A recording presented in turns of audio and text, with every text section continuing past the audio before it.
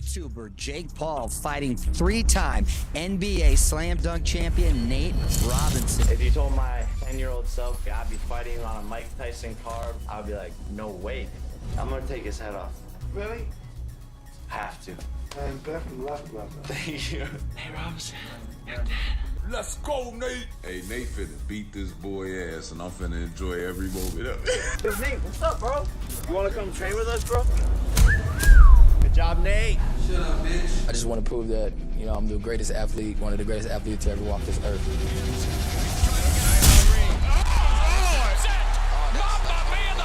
Bitch, I'm a fucking champion. Everyone thought that Nate Robinson was gonna beat me. I was the most betted against person that night. All these people, they didn't think I'm a real fighter. And so that's the beauty of it, is when a bunch of people think you're gonna lose and like proving them wrong. Nate Robinson is a former teammate of yours. He tweeted out, "I'm gonna shock the world." And then after his knockout, you responded to that tweet and you're like, "Yeah, I see no lies, man." Yeah. Boxing was pretty much a dying sport. 25 million views, boxing's going back. I know my ability. I'm just gonna prove it to the world.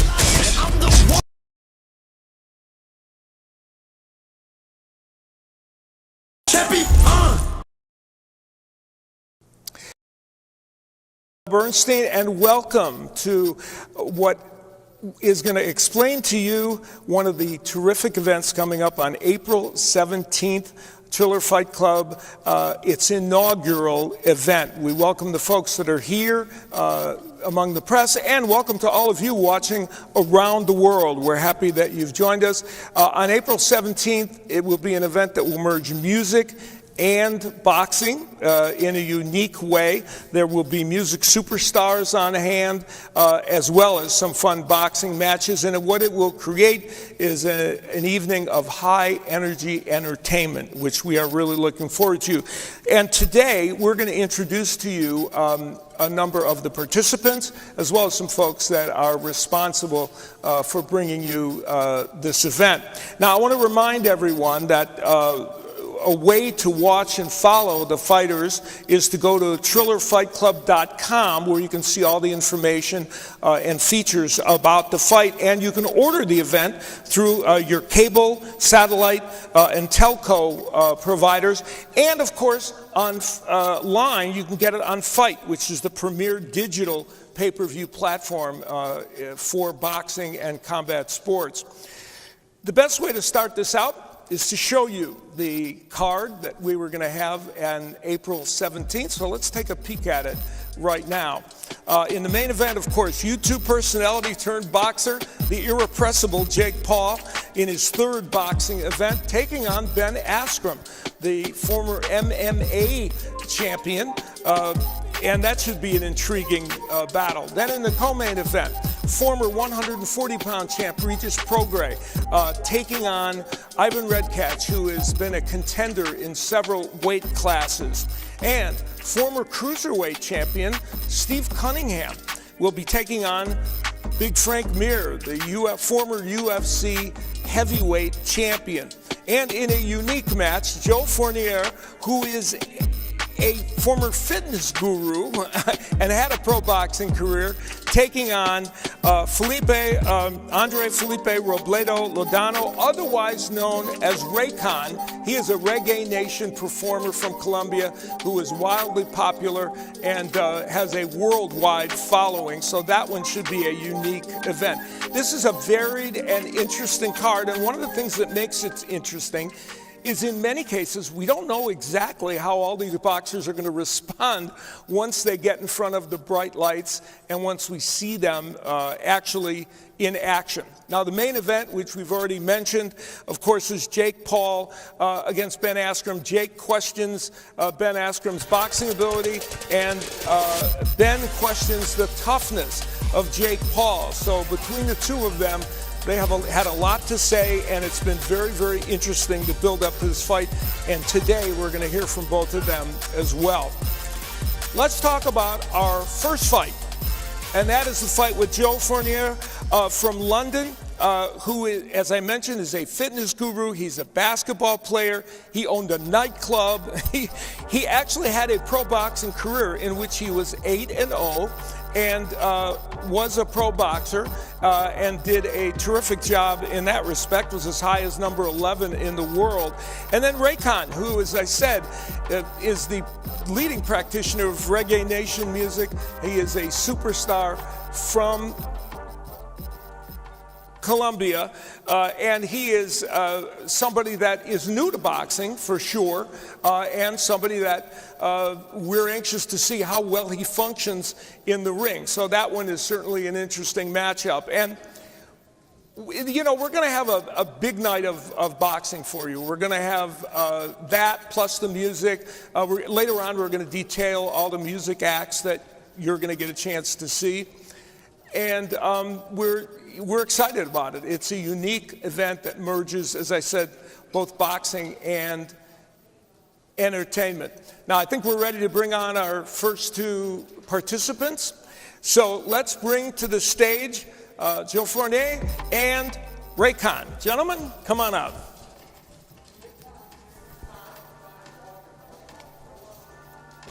Hi, Joe. How are you? Good to see you.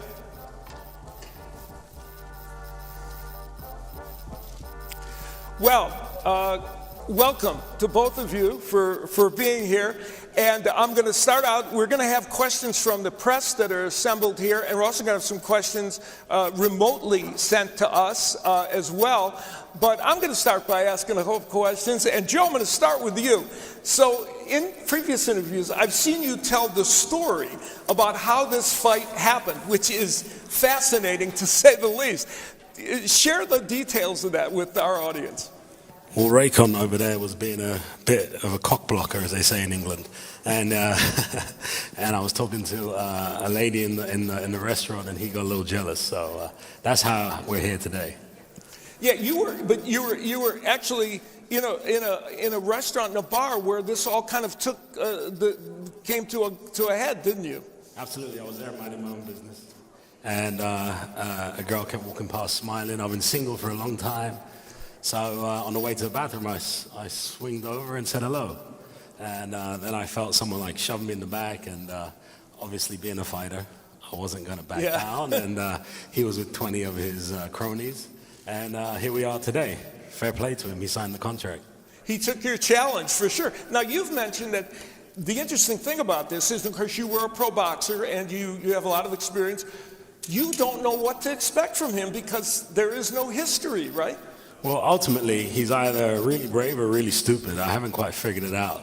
But regardless, I'm training for it like it's a real fight. I'm training for it like he is a champion. And yeah, I'm not trying to get paid overtime by making it last too long, put it that way. Yeah. Well, we're going to see how it all turns out. I'm going to turn to Raycon. And by the way, Marcos Villegas, who is a fine boxing broadcaster and journalist, is going to interpret for us. He's going to handle those responsibilities. And Marcos, maybe you can ask Raycon, what was his reason for taking this fight? Why? Raycon, ¿cuál es tu razón para tomar esta pelea? ¿Pero la pelea en ese momento o el problema que hubo? El problema. No, él sabe, faltó al respeto. Simplemente eso, él faltó al respeto y donde yo esté no se falta al respeto. No, he knows why. He knows why I'm taking this fight. It was a lack of respect, total lack of respect on his part. Has he boxed before? ¿Has boxeado? ¿Tienes experiencia boxeando? No. In the street, you know? How long did he have to prepare for this fight? Because he's only known about it, I think, less than a month, right? Tú has sabido de esta pelea, creo un mes has tenido, que sabes, pero ¿qué tanto tiempo has tenido para prepararte para boxear contra él? Yo estoy preparado mentalmente siempre. Físicamente llevo 20 días preparándome para la pelea, pero yo siempre estoy preparado. You know, mentally, I'm always ready. I'm ready all the time mentally. Physically, I've only had about 20 days, but mentally, I'm all there. All right, so it's going to be quite a brawl it could be. Now, we've got the folks here, the press members that are going to ask some questions. So let's get to that. Our first gentleman, could you identify yourself and give us your question? Yeah, my name is John Morgan. I want to start with Joe. You've got a boxing background. I mean, you stepped away from the sport a little bit. You explained kind of why you're getting back in, but were you considering a return to fighting at all before this incident took place? Well, I actually signed with MTK Global, one of the biggest boxing management companies, probably about 2 months ago. So I had every intention of coming back. I started training again. So this has kind of been a real godsend from Triller to ask me to be on the show. Obviously, everyone knows I don't do this for the money. I do it kind of more for the life experience and the mental health side. So from this aspect, yeah, I had every intention of coming back. But when you get a phone call from Triller, it's like, winning the golden ticket. Yeah. The matchup is interesting, though, right? I mean, the personal beef there makes it, interesting. But I do wonder, I mean, do you feel like you're kind of putting your reputation on the line? As you said, you got a guy that's never fought before. If you don't go in there and mop up the floor with them, right, like it's kind of a failure on your side. Well, ultimately, I'm in a no-win situation except for my ego to be kind of massaged slightly. So essentially, I knock him out in 90 seconds. I look like a bully. And if I kind of lose or it goes to points, I look terrible. So like I said, I'm going to do the first and just get rid of him quickly. I want to ask Raycon if he does he share that same Genesis story? Did he feel like he was being a cock blocker, as was said, and kind of a punk in the club at all? Pues hablando sobre cómo pasó todo eso, ¿tú crees que él era un falto de respeto cuando el incidente pasó en el antro? Sí, claro, of course, pero ahora él tiene que ganarse el respeto porque ahora él tiene que ganar esa pelea, la tiene que ganar. Porque yo vine a su mundo, ¿me entiendes? Ahora él tiene que ganárselo porque lo perdió en esa discoteca. Allí perdió el respeto. No, totally. And that he has to come in now and win the respect because I'm coming into his world now. He has to win this fight or he's going to get no respect. I was going to say, last thing, I mean, do you find this kind of a no-lose situation? I mean, even if you do lose the fight, he's got much more experience. So if you just go in there and make a good showing, maybe people will have respect for you. ¿Tú crees que entrando a esta pelea que no puedes perder? Porque tú no eres boxeador, estás entrando, él sí es boxeador, él tiene experiencia entrando a esta pelea. Si pierdas, no pierdas nada. Yo creo que desde que asumí su reto, yo ya gané. Él tiene que ganar porque él es boxeador. Porque si yo le digo a él, vamos a hacer una canción, nunca va a ir. No tiene ni idea de eso, ni con autotune, you know? He has to win. He's a boxer. If I were to bring him into my world and tell him, hey, let's do a song, he'd be clueless. He wouldn't know what to do. He wouldn't survive in that world. I just want to say I'm the songbird of my generation. You can. Él dice que él puede cantar.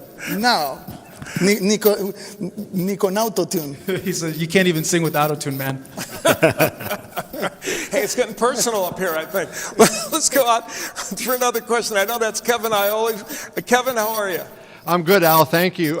My question would be for Raycon. Raycon, on the first Triller Fight Club card, NBA player Nate Robinson fought. He was not only a star in the NBA, but he was a great all-around athlete, and he didn't last a full round. And I wonder, when you look at it, how do you think you'll be able to do any better than he did, given the fact that you're fighting a guy that has a pro background and also has been training?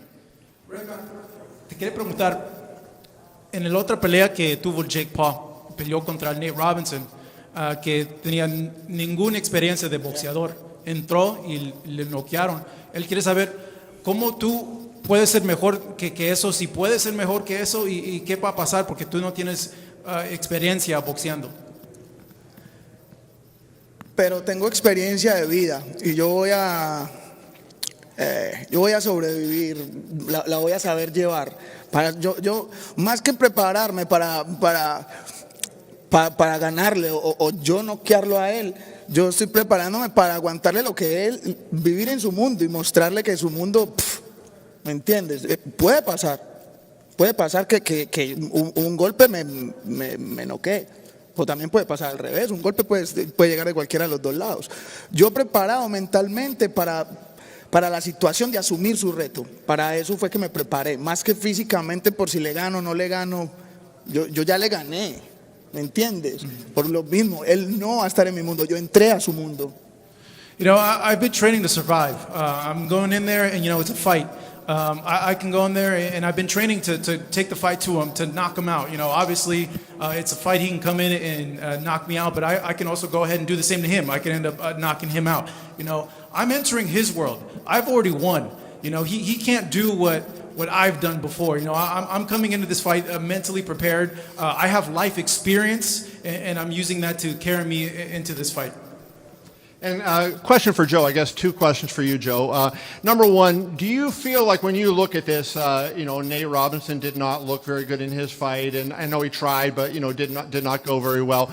Do you think that there are any celebrities or non-boxers that could come into a boxing match and actually put on a decent performance? And then the second part is, what do you think the way Triller is doing these fights with the big name musical acts and how well they're produced, what do you think that is going to do for traditional boxing? And do you think it'll have an impact and create new fans for boxing, which kind of needs new and younger fans?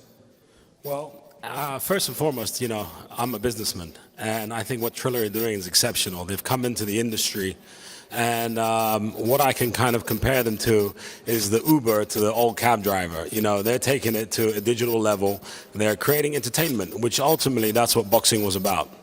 So for me, I think the kind of this matchup alone is interesting and intriguing enough. I still think he's crazy. I still think everything he said's ridiculous. I'm going to knock him out in under a minute. But let's just pretend for a second.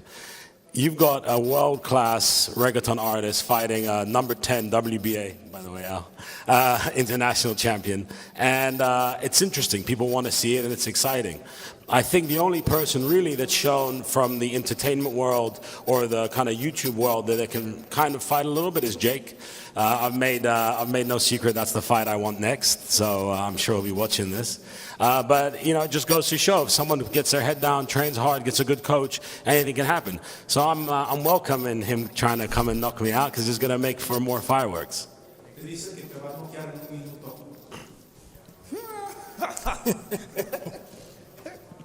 It's okay. Hazlo. He said, try to do it. Try to knock me out in a minute. All right. As long as I still get to visit Colombia after and not get kidnapped. Dice que si te noquea, si va a Colombia, que no le secuestran. Está equivocado de los colombianos, pero ahora por su comentario, tal vez. He said, you know, you're very confused about Colombia, but now because of your comment, maybe. All right, we'll see how it plays out. We can see there's some conflict here. We have a remote question, do we not? Let's go to that now. Pablo Santamaría. Ok, yo quiero preguntar a Raycon, ¿cómo, cuando te llegó la oferta de la pelea, cuál fue tu reacción?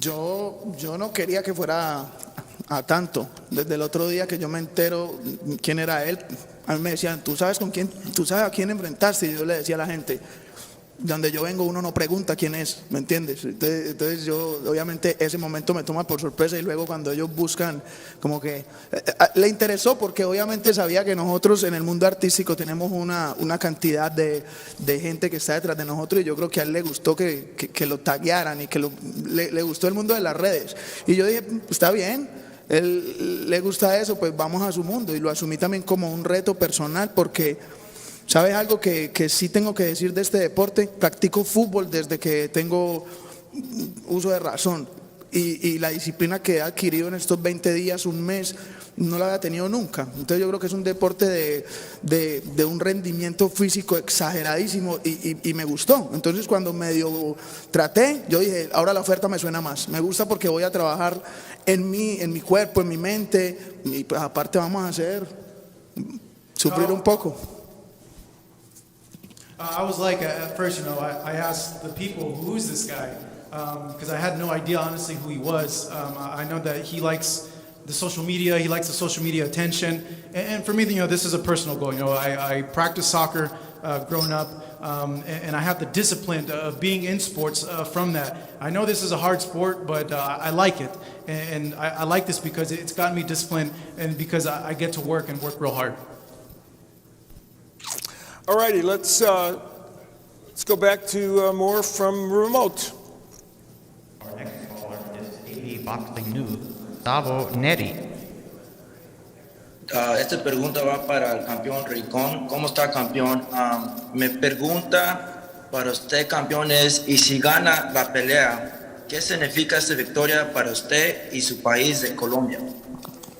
¿Cómo lo verán que ya me dicen campeón a mí? How is it that they're already calling me champ? Look at that. Okay. Yo creo que Colombia ha sido un país que siempre me ha apoyado desde mis inicios en la carrera. Y yo creo que ellos obviamente van a estar pensando que quieren que yo gane, ¿me entendés? La verdad, yo vuelvo y le repito, yo creo que esto lo asumo para mostrarle más a los jóvenes de que no importa el reto que tan fuerte, y si es tu mundo o no es tu mundo, pero que hay gente berraca en Colombia, que hay gente pujante, ¿me entiendes? Que hay gente que de verdad allá tenemos los huevos para salir a situaciones como esta, porque no cualquiera va a hacer eso. Y yo creo que eso es la gente colombiana. Colombia has always supported me since the beginning of my career. I know that they want me to win, and they've always showed me support. This whole thing is to show, people that are struggling, especially young people, people that come from my country that are struggling, that are young, that you could go to a challenge and go with it head first, to show people that the people from my country have balls, and that they can go and conquer challenges and do well.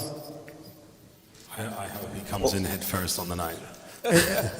Él espera que vienes tú por tú frente a frente con él en la noche de la pelea. Okay. Última pregunta, me gustaría saber si usted, que es un reggaetonero grande en el mundo, ¿usted piensa que muchos talentos de la música le gustaría entrar en ese deporte, o qué consejos le vas a dar a tus compañeros entrando en este deporte de boxeo? Si gano, sí. Si no, no van a querer. If I win, yeah, of course, but if I lose, they're not going to want to do this. Yo creo que más que invitarlos a pelear, porque la intención no es que, hay demasiada guerra en el mundo para uno incitar más a la pelea, pero yo creo que incitarlos más a que este deporte de verdad es una gran disciplina, vuelvo y repito, que ha hecho que me concentre de una manera increíble. No, I think, it does, maybe open up future possibilities, but, this sport's very hard.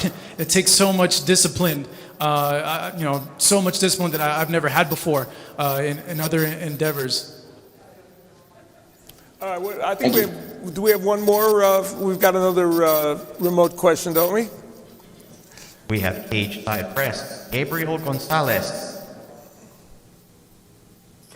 Hi, this question is for Raycon. Raycon, can you put into words how much of this is to grow your career as an artist, and how much of it is to test yourself and what you can do just as a person?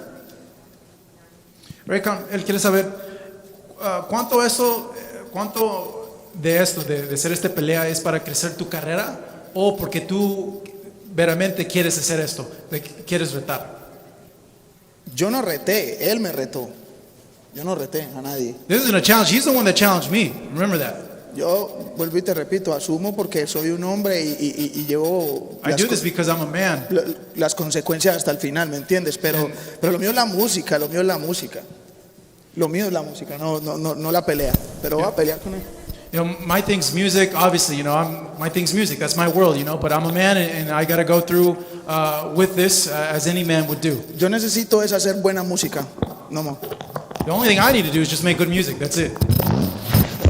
All right, we'll see. Let me ask you a question, since we're going to get another one from our remote location. But have you heard anything here today that makes you feel that Raycon's confident? He just sounds afraid, to be honest with you, and that's really understandable, because I wouldn't want to get punched by me either. I'm actually thinking of going into music after this, because he's kind of challenging me to do that. Él dice que tú tienes temor, que no vas a querer que él te golpea, y pues cuando gana él va a empezar una carrera en música.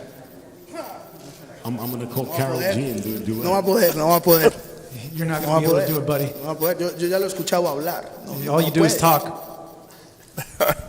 Let's go back out and get another remote question and see what they have to say from the hinterlands. Next we have MMA Island, Donna Corby.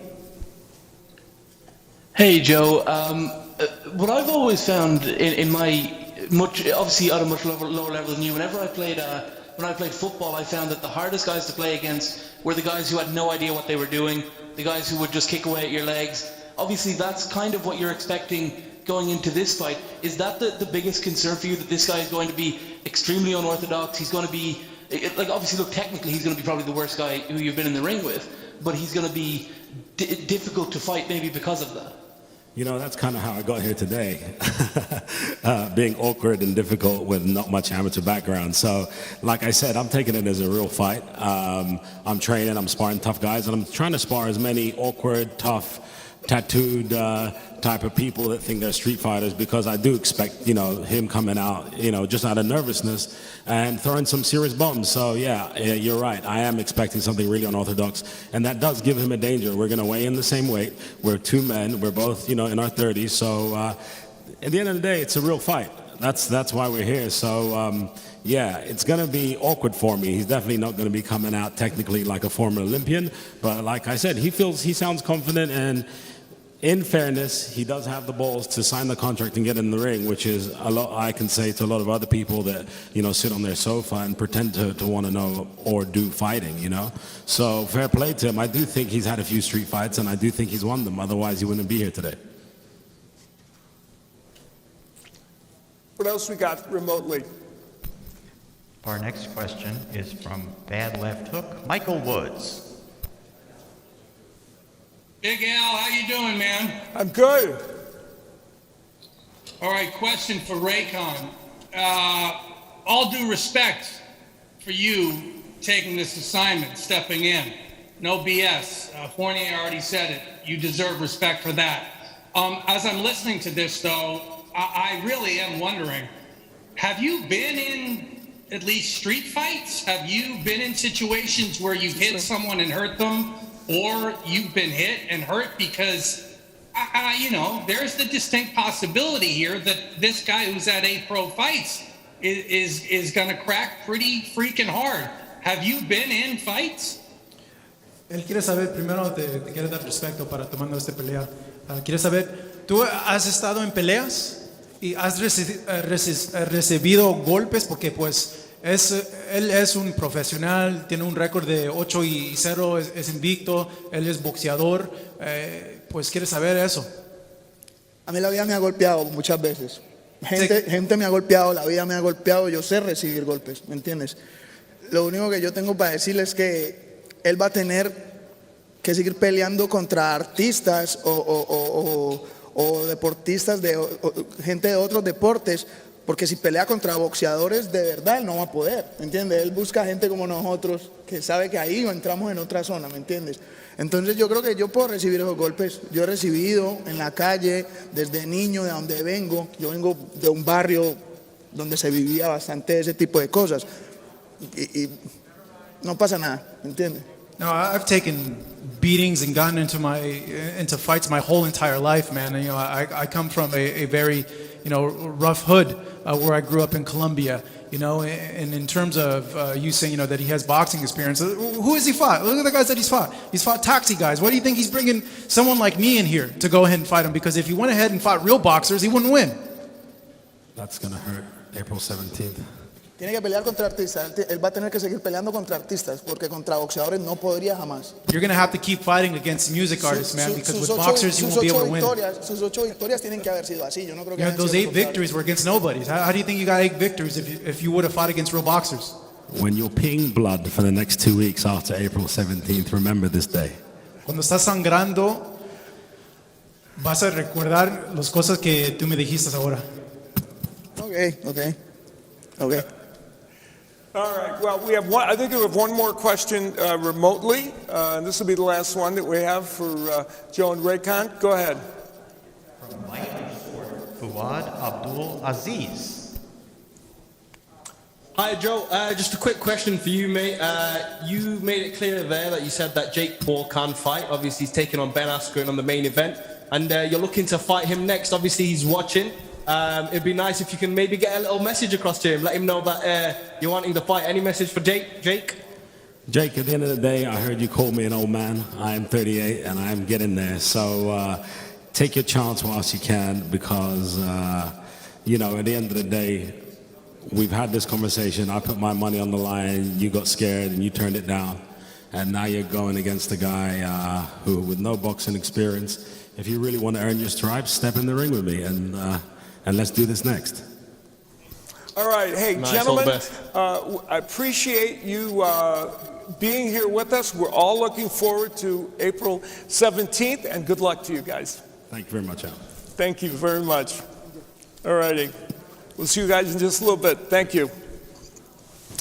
All right, it is now my extreme pleasure to introduce to you and welcome in a gentleman who is a music icon, an actor, talk show host, business entrepreneur, and just generally an all-around cool guy. Please help me welcome Snoop Dogg. Here he is. America, we love you. Al Bernstein, my main man. How are you? What's up, Top Dog? How you doing today? It's good to see you. Well, I'm thrilled to be here and happy to be here with you. Come on, Al. You know, I was out there watching. I said, man, that sounds like my main man, Al Bernstein, out there, man. I had to get close to the camera to see if it was you or not. Somebody was impersonating your voice. Well, you know, listen, this is great because you are a co-creator of all this, and I know you have a great passion for boxing, and I know that you feel like this endeavor is something that can invigorate the sport, right? I think it gives boxing another way to perform because the traditional way of boxing, you just see the fighter come out, box, and then he leaves. But this is more of a production. You see great entertainment, you see great fights, you see great commentating, you see so many different things that keeps you, engaged into this performance/fight that is like no other. And it just makes fighters feel like, if I do want to fight again or if I do want to fight, this is the perfect platform to fight on because it's so exciting and so entertaining throughout the whole night. And the other thing about this, and you've already had a taste of it, is you become a boxing commentator, which is unique. I've seen you interview many boxers. Are you digging it? You enjoying it? I'm loving it, Al. I'm going to be honest with you because as a kid, I always idolized Muhammad Ali and I loved Howard Cosell, the way they had they back and forth and the way that their conversation was strong. And I always wanted to be like that kind of guy, to be the one that the boxers trusted in, believed in, and had fun with and could also clown around with the boxers too. So I'm just taking my Howard Cosell and a little bit of Ali and mixing it up, trying to do my thing. There you go. A role model. Now, on April 17th, in addition, of course, you're going to be performing, and you are going to create some music history with Mount Westmore. Tell us about that, and that is very exciting. Man, Mount Westmore is a group formulated by myself, E40, Ice Cube, and Too Short, 4 icons from the West Coast. We came together to put together a musical masterpiece. We will be debuting our first single that night, as well as performing on stage that night. So it's going to be a treat for those that really enjoy West Coast hip-hop and just hip-hop in general. So this is what we do. Mount Westmore, baby.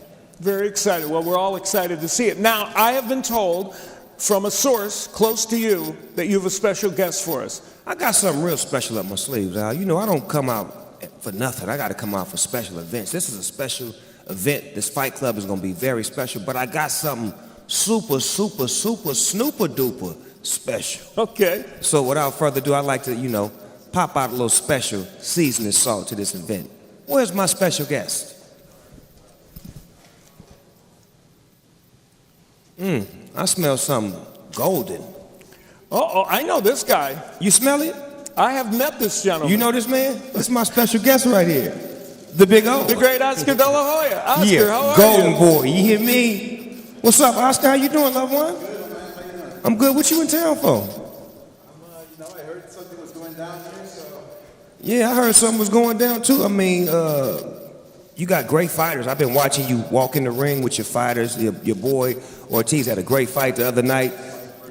That was an amazing fight. But I feel like it's something missing, man. I keep seeing you in the ring, but I don't see you in the ring. I mean, talk to me. Why didn't you get part of the Triller fight club? No, I think you should tell him, man. It's you, not me. July 3rd, I'm making my comeback. Ooh. Oh, boy. You heard it here first, and he dropped the microphone Only West Coast Kings can do that. You understand me? So with that being said, on the 3rd, he's back in the ring. And now, just to make sure everyone understood, Oscar said on July 3rd, he is making his comeback before that mic drop. so that means he's getting back in the ring, putting on some boxing gloves, and da da da da da da da. You see now, you look at you're a newsmaker as well. I can add that. I gave you that whole long list of accolades. Now I'm going to tell you you're a newsmaker as well. Look at that. The #1 pay-per-view fighter of all time. I'm talking about the #1 pound for pound is back, baby, and he's getting it in with us on Fight Club on the 3rd. It's gonna be off the hizzle for shizzle, baby. That gives us something exciting to look forward to, doesn't it? In a real way. You understand me? That's beautiful. Without further ado, let's get back into the show, Al. Where were we before we were interrupted with that great news? All right. Now, we're gonna. Are we getting any questions for Snoop Dogg here, or we're no? All right. So luckily, I'm the one that got to ask you the questions. You are, I know, excited for April 17th. I'm excited, and I can't wait. Around my house, my stock went up dramatically when I could tell my 21-year-old son that I'm announcing with Snoop Dogg. My stock went up when I seen the interview with me and you, and I seen your backdrop. Your backdrop was the way you put that in there. When we did the interview, it wasn't there, but when I seen it back, that was nice. It looked like we was on some real professional, top-notch interview. You understand me? So you put stripes on my resume to be able to hold a conversation with somebody as great as you that's been doing it for a long time. Like, that means the world to me to be able to chop up game with you, Al. You understand what I'm saying? Appreciate you. I'm excited to be with you, that's for sure. Snoop, thank you very much. We appreciate you being out here, and we can't wait for April 17th. And we are going to be coming right back. Stay with us. Oh, you want to ask a question? Okay, we got some press in the house right now that want to holler at the deal double. We're going to give you action. We got a couple questions. You of all people. Can I ask now, Al? Yeah, I guess. Yeah, go ahead. Well, I guess, Snoop, the first thing is, I know you and Dana White are friends, and is Dana going to lose $1 million because he bet that Jake Paul would not beat Ben Askren? I don't know. Dana White got to be very careful about that bet right there because my boy Jake really know how to swing them things. You know what I'm saying? You get a fair one and a square one, and I think that we will find out. And if he do lose, Dana White does pay up because I can say that once upon a time, me and him made a bet. And he chased me down in a hotel to give me my money, man, to make sure I got paid. So Dana is a man of his word. And Snoop, the other thing I want to ask you a little bit like what I asked Joe before, I know you have a separate business and an idea for, and you did very well with the Tyson fight. How do you think what Triller is doing may impact regular boxing, people like Top Rank and Golden Boy Promotions? And do you think that you can help bring their athletes up and where they become bigger on their own platforms as opposed to just on Triller? I think that this is going to be a great option for fighters because a lot of times, if you notice, it takes a whole lot to get those two fighters to fight, no matter how it's set up. So, for example, if you got this great champion, and they're not fighting each other, what's the holdup? Over here at Triller, if you want to fight somebody, you think you can get down? We're going to lock it up. We're going to make it official. Y'all going to get down and y'all going to get popping. See, what I don't really understand about boxing is when you got a champion over here that's undefeated and a champion over here that's undefeated, why aren't they fighting?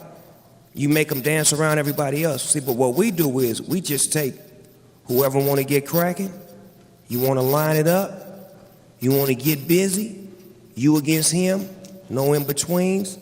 None of that old, we got to wait to the WBO, whatever, wop, whoop, whoop, bop. Just get down. We get down where you mad at. We the option. You know what I'm saying? If you want to really get down without all of that, come over here with us. And I have one last question for you. Conor McGregor fought Floyd, and obviously that did not go well for Conor. He's one of the great, MMA fighters of all time, and that didn't go well in a boxing match. What makes you think that MMA fighters would be able to transition to fight? I'm not saying to fight celebrities, but to fight actual real boxers and do well, given that they've trained their whole lives in different disciplines. Well, if you know anything about the gym, a lot of those MMA fighters have to fight from their feet, standing up first. So you got to get a boxing technique about yourself. But I just feel like most good fighters understand the environment that they're in. If you're a good boxer, you're a good boxer. If you're a good MMA fighter, you're a good MMA fighter. To me, I feel like somebody like Khabib or Skinny Bones Jones, they would be great boxers because they fight good from standing up. So I think it's an advantage to whoever has the best boxing skills, no matter if you're in MMA or in boxing. It's all about who has the best boxing skills that night and who's on top of their game and has the most stamina and endurance to last that fight. Good. Thank you. All right. Thank you, Kevin. I was only kidding before when I threw the break, but this time I'm serious. You're going to join us again when Yes, we get to our main event, Snoop, and we are going to be coming back with more about our fight card and the excitement of April 17th. Fight! YouTuber Jake Paul fighting three-time NBA Slam Dunk champion Nate Robinson. If you told my 10-year-old self I'd be fighting on a Mike Tyson card, I'd be like, no way. I'm gonna take his head off. Really? Have to. Man, best of luck, brother. Thank you. Hey, Robinson. Let's go, Nate! Hey, Nate finna beat this boy ass, and I'm finna enjoy every moment of it. Yo, Nate, what's up, bro? You wanna come train with us, bro? Good job, Nate. I just want to prove that, I'm the greatest athlete, one of the greatest athletes to ever walk this earth.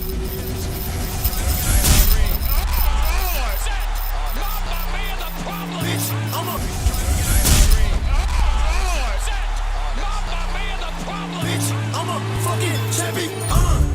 Everyone thought that Nate Robinson was gonna beat me. I was the most betted against person that night. All of these people, they didn't think I'm a real fighter. And so that's the beauty of it, is when a bunch of people think you're gonna lose and like proving them wrong. Nate Robinson is a former teammate of yours. He tweeted out, I'm gonna shock the world. And then after his knockout, you responded to that tweet and you're like, yeah, I see no lies, man. Yeah. Boxing was pretty much a dying sport. 25 million views, boxing's going back.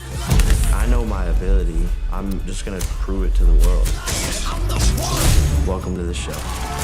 Bitch, I'm a fucking champion. Well, welcome back. Now, in just a moment, we're going to be meeting Steve Cunningham, the former cruiserweight champion of the world, and Frank Mir, the former UFC heavyweight champion of the world. But before we do that, we want to tell you a little bit about the venue that we're going to be at for April 17th. It's the Mercedes-Benz Stadium that will be the home for the inaugural Triller Fight Club. And this is a world-class venue, of course. It's the home to the Atlanta Falcons. It's hosted a Super Bowl and the college football national playoffs. And on April 17th, this will be the very first boxing event that will have been at that stadium at 9 p.m. You can go to TrillerFightClub.com, find out everything you need to know about this event, about how to order it, and you can see lots of great features leading up to this fun event. Now, our second fight of the night is a very unique blend of two world champions. And we take a look at the matchup, and it is involving cruiserweight champion Steve Cunningham, who was involved in some of the most exciting fights that boxing has had in the last couple decades. And he joins this promotion on short notice, replacing Antonio Tarver, but jumping into the fray, and he will take on Big Frank Mir, of course, the UFC heavyweight champion, a man that has the record for most submissions among a heavyweight, but of course that's not going to do him any good in this particular discipline. But he is a big, tough man, and he's answering the call for his first boxing match, and I think we're ready to bring both those men on stage. So let's bring out Steve Cunningham and Frank Mir. Hey, Steve. Good to see you. Hi, Frank. How are you? Good to see you, man. All right, so two great guys, and I have the pleasure of knowing Steve real well, and I know a million people that know Frank, so I know he's a great guy. Steve, I'm going to start with you. Now, you haven't fought since 2017, and you didn't have a lot of time to prepare for this. You kind of jumped in. So how's that process been for you? Mic check. For me, that process is pretty simple. You know, I'm a champion. I'm a two-time world champion. My thing has been staying in the gym. I own the gym now. train other fighters, my sons, who are at the USA Boxing National Tournament right now, getting ready to rank back up. I train a lot of fighters. I spar all the time. I'm always working out. That's been my thing throughout my time as a fighter, fighting once a year under a certain promoter, staying active, going to training camp. So I'm always in the gym. I'm always, because we own the gym. You look like you're in great shape. I am. That's the goal, to die in shape. I want to die 100 years old in shape, So we'd like you to live for a while longer, though. Hey, all right, I'm with that. Yeah. Now you're facing a bigger man, but then that's nothing new for you. Among them, Tyson Fury, you faced big men before, for sure. Yes, Natui Vasenia. Everybody's been bigger than me. Once I went up to heavyweight, they were all bigger than me. Yeah. Size in combat sport doesn't really matter, especially to a trained warrior. I'm beyond a trained warrior. I'm a trained champion. And I'm training others to be champions. So. His size is an advantage, but it's an advantage that we know how to get around, that we know how to work under, that we know how to work in, and perform. All right, we're going to see. Now, Frank, I saw an interview in which you kind of explained this as a win-win situation for you. Explain that to the folks. Well, I'm making my debut in the boxing discipline, and I'm facing somebody who is a former champion. This is a fight that, as far as debut goes, as guys going into boxing, this is probably the most difficult one that a lot of professionals. Obviously, I'm pulling off of a professional career in MMA, the experience I've garnered there, but this is still a new animal altogether. So going out there, obviously being victorious is phenomenal, but going out there and also being just proficient and having a good showing, a good representation of what mixed martial artists are able to do in boxing is also a victory. Yeah, and you were mentioning that if you can do well it speaks well for you, for mixed martial artists. Yeah, absolutely. Basically, this is a situation where I'm a decathlete, where I have to train all the different disciplines from boxing, wrestling, jiu-jitsu, Muay Thai, where now I'm basically a decathlete who's competing against a specialist, where I'm going to be in a sprinting event against a person who is a sprinting champion. It's definitely going to be a huge challenge. And now... So Steve coming in as short notice, but you were preparing for Antonio Tarver, who is different than him. He's a left-hander, among other things. Did this change your approach to this fight at all? Actually, there's a lot of changes in it. Antonio is much more conservative with his punching. He's more calculated. He doesn't show up in great shape in his fights, so he has to be much more, again, the word calculating, conservative, try to be more of a marksman. Steve is much more of a warrior who is physically in shape and mentally very tough. He very much brings that Philadelphia-type mindset where he's not going to slip and move away from punches. He shells up well, fires off right off the bat. Phenomenal long jab from the outside, and he just has a lot of grit, a lot of heart, which in turn also sometimes has gotten him in trouble. But in times, you have someone like Tyson Fury says you're the hardest fight he's ever had. That's a statement in itself. Yeah. Well, you know what? You should actually, instead of fighting this fight, you should just sit at ringside and analyze it. You're doing so well. That too. You'll take my job on the fight night.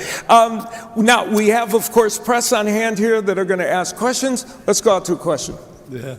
Frank, I know that a lot of us were surprised, right, when you made this announcement that you were going to be partaking in this. And then you got a change of opponent on top of that, right? I'm curious, did that cause any hesitation at all? Was there any discussion like, hey, we were already taking a chance. Now this is even more of a chance, even more crazy. Did you think, maybe we should wait till another opportunity's around? Well, the one thing that hasn't changed, it was always going to be a challenge. It was going to be something that I knew was going to bring out the best in me, to give me something to face. I always tell people that, so many people want to improve their life. They want to do something. They're not happy with where they are. I tell them, hey, pick a running event, pick up a jiu-jitsu competition, go, a point fighting, do something.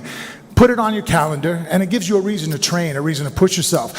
And that adversity and that suffering is going to make you a better person. And that's what I saw fighting in a boxing match as many opportunities, but that being one of them as an opportunity to test myself and push myself to my brink.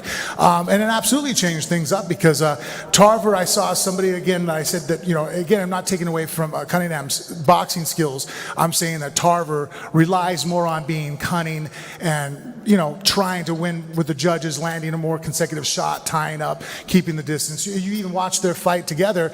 Cunningham was trying to make it a fight, and Tarver slowed it down and kept it very close so that way they eked out that split decision, or the draw. Cunningham is a much tougher guy.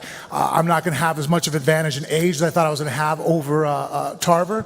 I knew that Tarver wasn't going to probably be in the same kind of shape that I was. And because I knew that when it comes to boxing IQ, Cunningham's greater than I am, but Tarver's even more so. I knew that I couldn't be the smarter guy. For the first time in my career, I wasn't the more technical fighter.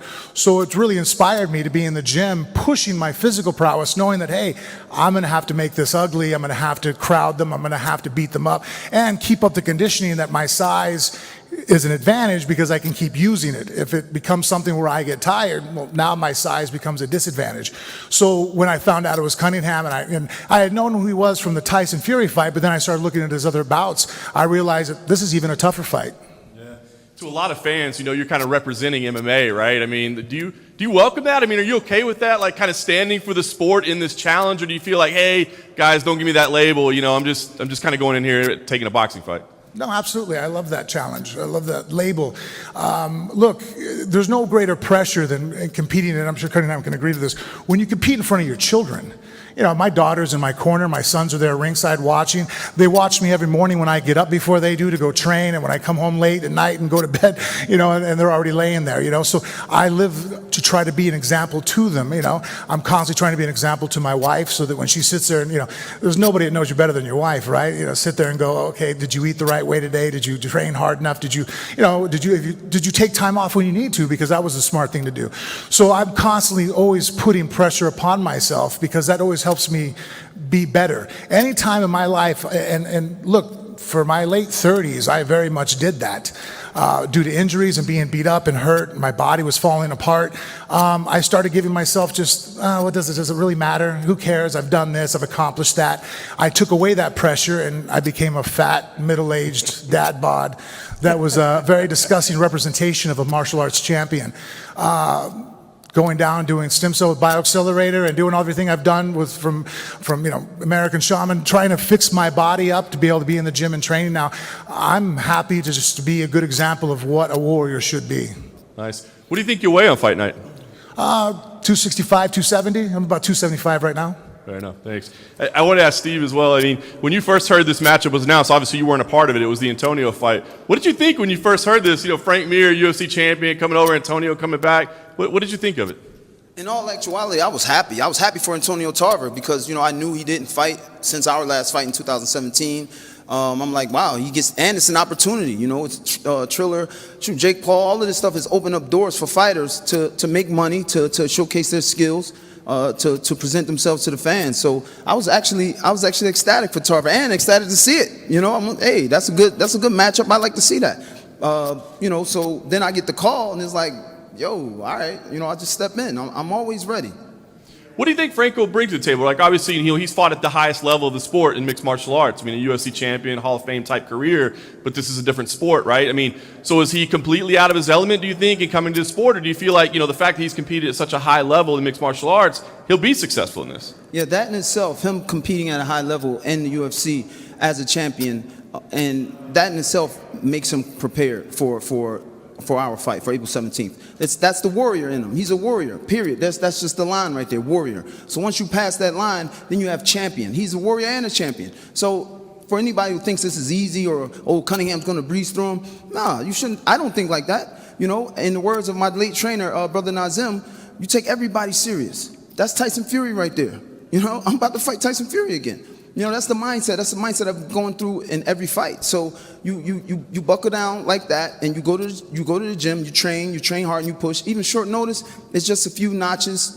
Adjustments here, adjustments there, and we're ready. Nice. And last question for me. We talked about the size difference. What do you think you'll weigh on fight night? 210 is the goal. 210. I'm almost there. We'll make it, and just go to work. All right. Thank you very much. Now we're going to get some remote questions from around the globe, so let's go to them. Our first question is from Beachside Press. Josh Evanoff. Yeah, I got a quick question for Frank. Frank, obviously you've been fighting in MMA for 20 plus years. You've been a former world champion. You've been pretty much everywhere the MMA world has been. You've been fighting Bellator, UFC. How has it been making that transition, just in terms of preparation to fighting, now making your pro boxing debut, and against a guy in Steve Cunningham on short notice? The best part was that actually, because I was preparing for a bare knuckle fight, that gave me a lot of sparring in that realm, which helped me segue into this. On the outside, things are extremely similar between boxing and MMA, a little bit different of stance and whatnot because of angle. We don't have to protect our lead leg as much. But the clinch is a little bit different, and honestly, that's been the hardest part for me. There's a lot of things that I keep on accidentally doing, and I've almost eliminated it completely. But holding the back of someone's head and driving an uppercut is very legal in MMA, and it was legal in bare knuckle. And now I get my dad at the side of the ring is screaming at me, "Stop punching with the clinch." So I'm working on it. So there are some aspects of it that are just instinct in me. When I put wrestling shoes on or boxing shoes, I tend not to kick or knee. That's easy because I've sparred so many rounds boxing in preparation for MMA. I've never made that mistake, but again, the clinch is probably the hardest part because there's so many similarities between bare knuckle boxing and MMA, and that's what I was training for. That now the pure boxing rules and the clinch, it changes things. All right. What else we got? Next is the full reptile YouTube James Mystery. Hey Frank, great to see you up here, mate. Can you just talk to me a little bit about when the thought of boxing competitively became a serious idea to you? Well, it probably came back in the day when I first started training boxing very solely to try to help me out with MMA when I was sparring with Bermain, and Marco Huck and whatnot, guys coming in and working. And I was like, wow, this is exciting. I like it, in its own chess match in itself. And the type of brain I have, I just really enjoyed it. I really love wrestling. My daughter and my kids are very good at it. My daughter's going up to nationals. In fact, this weekend right now, she's on a plane, multiple time state champion. So I'm an avid fan of wrestling, but there are times when wrestling to me gets a little boring. I think boxing is much more of a thinking man as far as speed and ingenuity, and there's just more to it as far as because of the pain factor as far as testing a man's soul. Wrestling hurts your lungs, but there's just no sensation as getting hit by another man in front of you and knowing he's going to continue to do so, and you have to do something about it, and there's no one that's going to come to help you.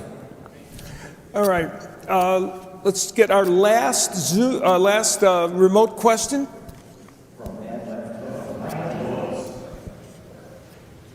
Hello, Big Al again, and my friend Steve Cunningham. You and I worked together on Fight Night Live near Philadelphia 2 weeks ago, and how about that? What were we talking about? You were wanting another fight, and I said, what about those Triller people?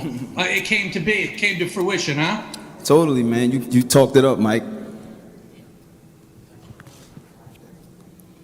You still there? Is Mike still there? Yeah. Yeah, you talked it up. We sat there. We were commentating, some fights in Philly.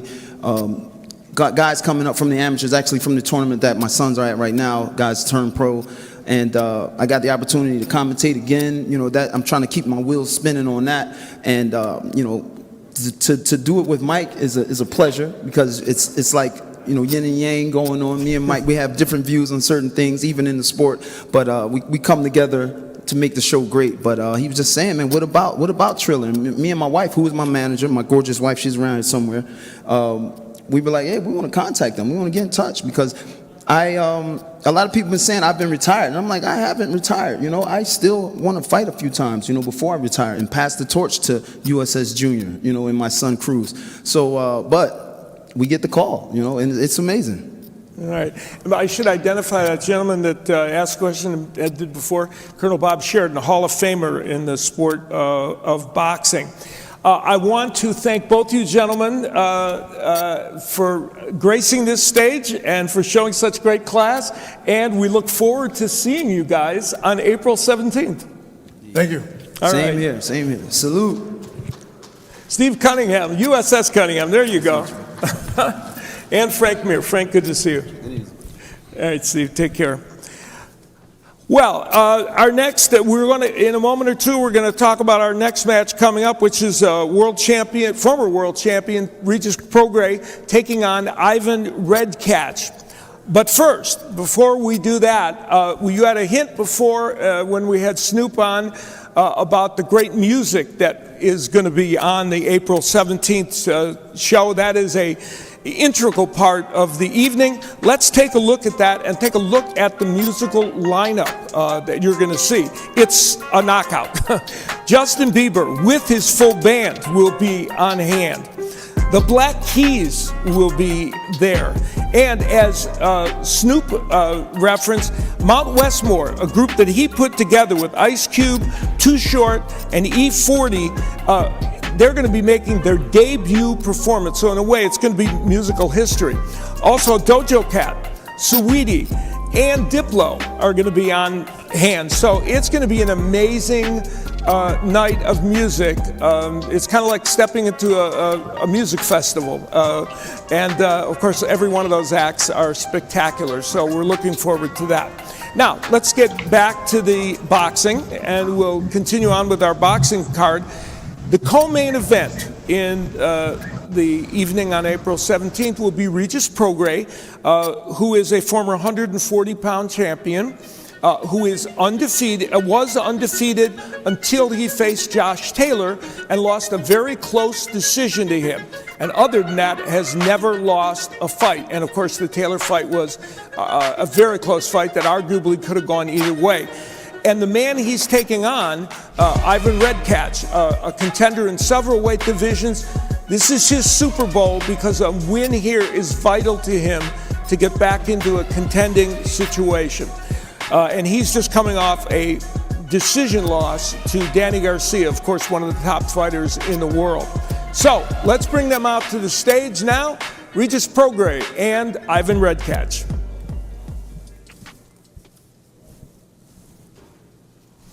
Gentlemen, how are you?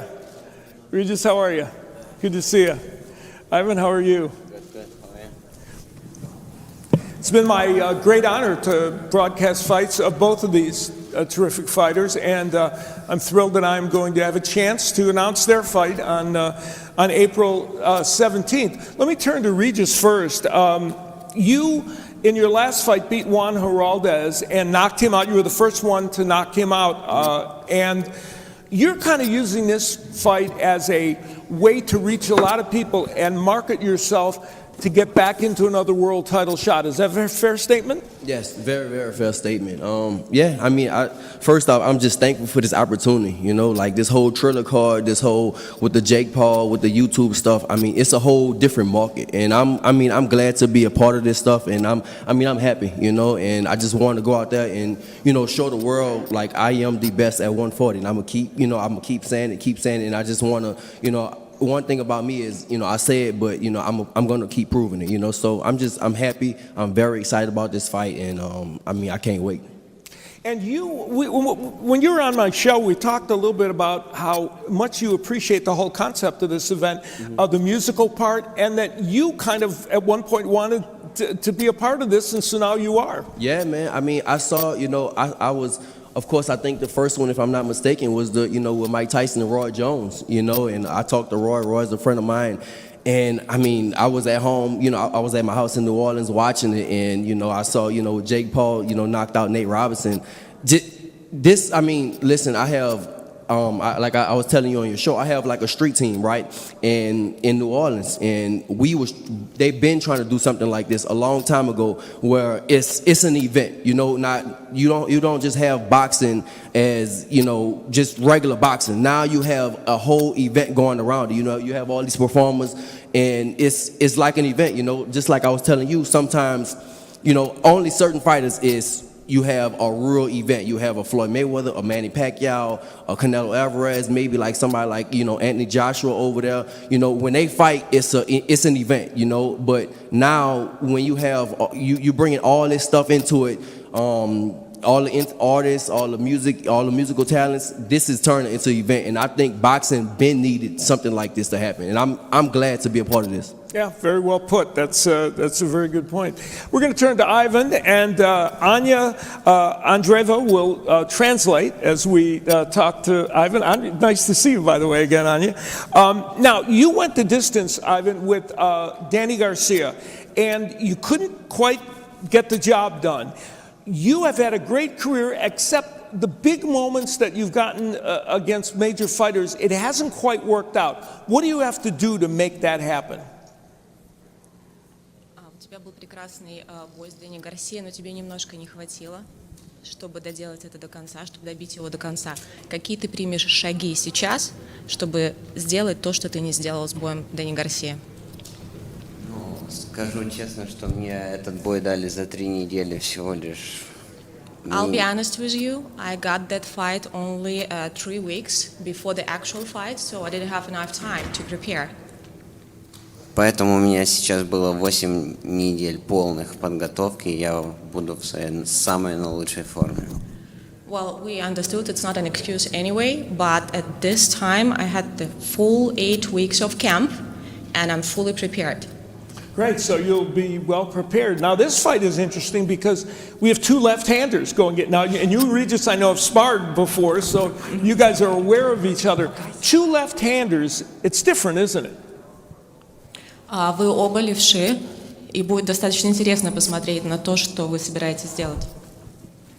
Да, мы спарринговали вместе, он отличный боец, и это будет зрелищная битва у нас 17 апреля. You know, we sparred together, and it was a great sparring. Regis knows better than anybody else that it was a good sparring. I met him a little bit bleeding, but we'll see. April 17. Well, we will for sure. And of course, as with every fight before this, we have questions from the audience. Kevin Ioli's out there, and he wants to chat with the fighters. Hey, Regis. There was a question asked of Frank Mir before. You're kind of representing the MMA fans, and I wonder, you're probably the best fighter that has fought on this in terms of, active fighters. Do you feel like you're carrying the flag for boxing fans, like that you have to put, for people who may be watching because they're fans of the musical artists, or maybe they want to see how the MMA fighters do? Do you want to put on a statement of how good boxing could be at the highest level? Of course. I'm always, every time I fight, I'm always looking to give a spectacular performance. So even, with this show, even more. So I'm definitely, I want to represent boxing well, myself well, and give a spectacular performance.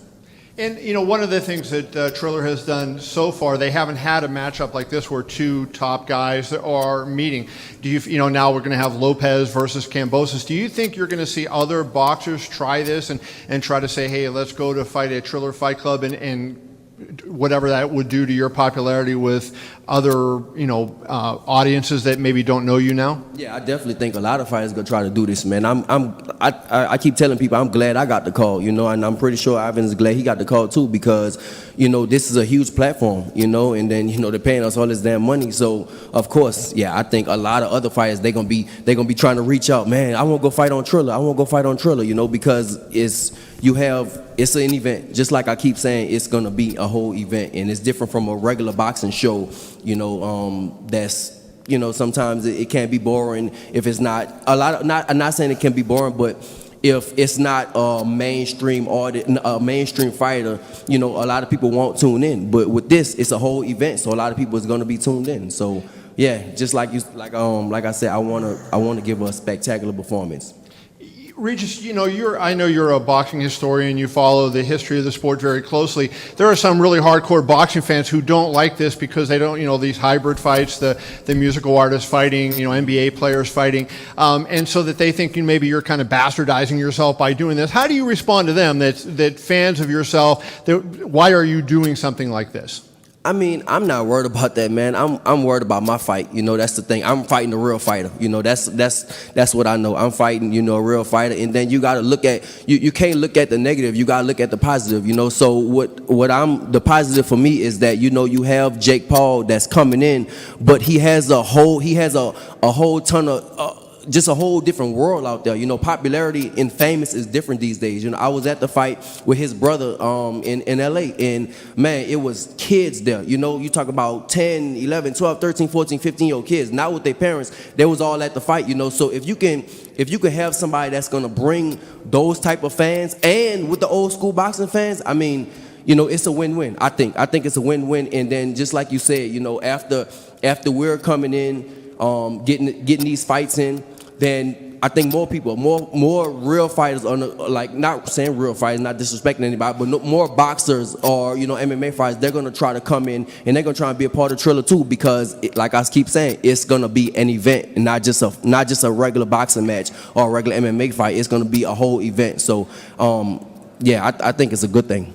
And my last question, to pick on your boxing expertise would be this. I saw BJ Flores on the way in, obviously he's training Jake, and he said Jake is going to look spectacular, but he's biased. You're a guy that knows what you're looking at. I know you said you watched Jake's fight against Nate Robinson. I mean, it was a little difficult for him, but did you see anything in Jake in that fight that tells you that he actually could box?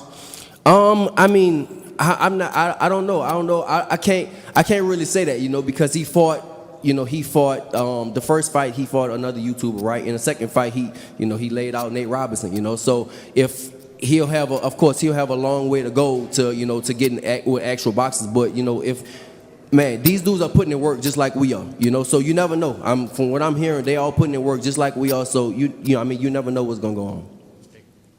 All righty, we're going to go out to our virtual press now and get another remote question. Let's take it away.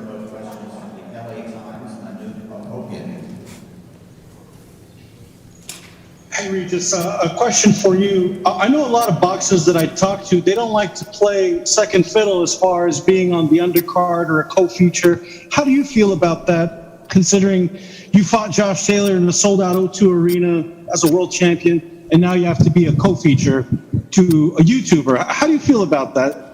I'm not worried about it at all, man. I don't care about that stuff. I know I have to go out there and look spectacular and take care of business. Jake Paul is obviously he's very, very popular, so I'm not worried about being an undercard or nothing like that. That has no concern to me at all. What else do we have from the remote?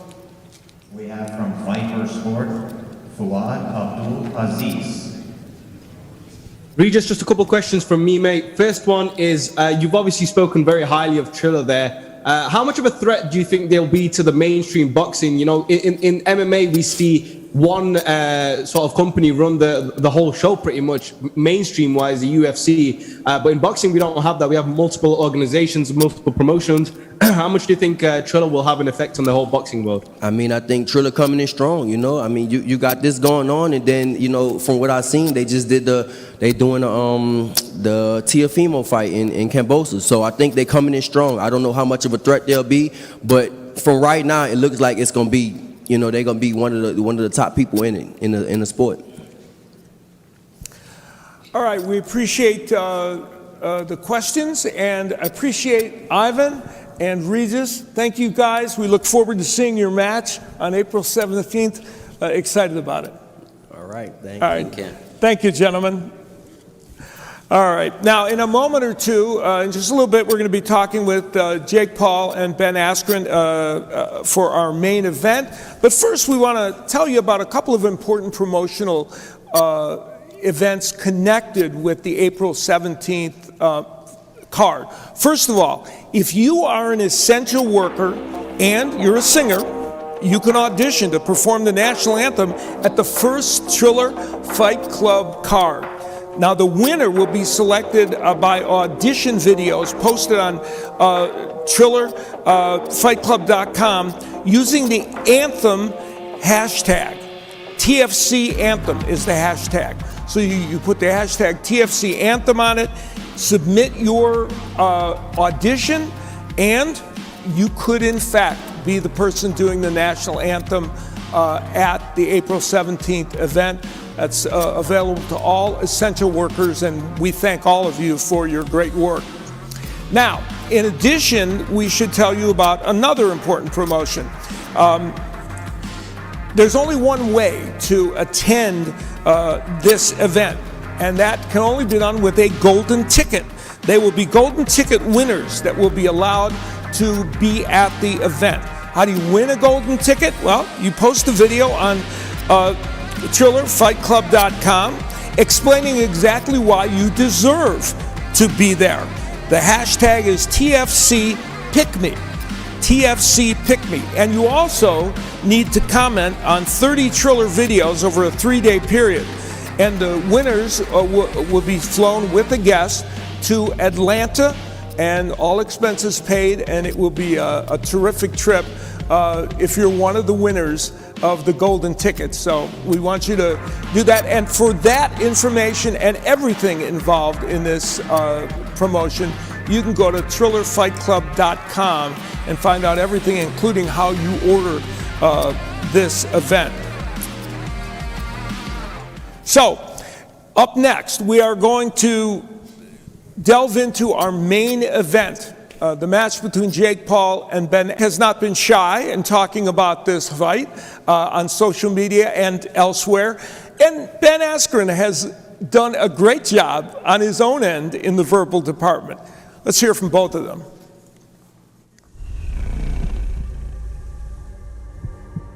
What's next for Jake Paul? Knocking people out, man.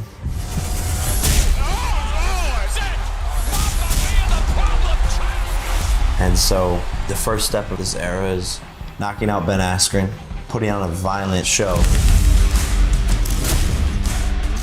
I think it's pretty obvious why Jake Paul picked me.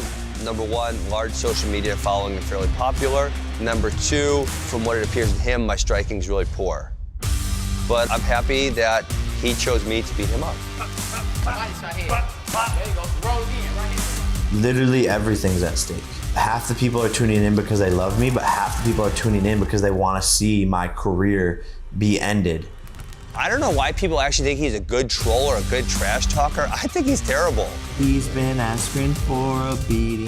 He's been Askren for a beating. I think his intelligence level and his maturity level is that of roughly a middle schooler. Ben Askren, get a little fucking shout. April 17th, gonna be a movie. We live on Triller going groovy. Yeah, you know me.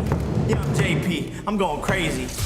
This Olympic decorated athlete, two-time NCAA Division I champion, one championships champion, 15-0, Bellator MMA champion, less losses than McGregor. With all that said, truly believe, like, I'm going to knock him out. He's definitely not a fighter. He's boxed two guys who are incredibly terrible at boxing and look like they've never been in a fight in their life. That's why it's a perfect fight, because you're gonna see the Disney Channel actor, the YouTube kid, knock out a legitimate MMA fighter. I'm a world-class athlete. I've been top 10 in the world in 4 different things: wrestling, jiu-jitsu, mixed martial arts, and disc golf. You really gotta be like a certain type of guy to just wake up one day and just be like, yo, I'm trying to play some disc golf. He's not gonna know what to do. When he gets tired, he's breathing hard, and I haven't fallen over yet. He's gonna be coming in, I'm gonna be like, boom. Literally lat dropping, bro. Go viral, bro. I stepped in the cage and fought like really high-level fighters for a decade, and they could punch me, they could kick me, they could knee me, they could elbow me, they could choke me. And now I'm fighting a YouTuber, and all he can do is punch me. Like, this is easy compared to that. This isn't a gimmick. I won't lose, I can't lose. Ben is going to Sleepy Sleepy, just like Sleepy Nate, just like Sleepy Gibb, and just like Sleepy Deji. Tune in. I love you guys. Welcome to the show. Alrighty, if Jake could just come out of his shell, you know, we'd be okay. Fun setup for this match, and it puts it on the table. Jake Paul in his third boxing match, taking on former MMA champ Ben Askren, and can't wait to invite them out here on the stage. With no further ado, Jake and Ben, come on out.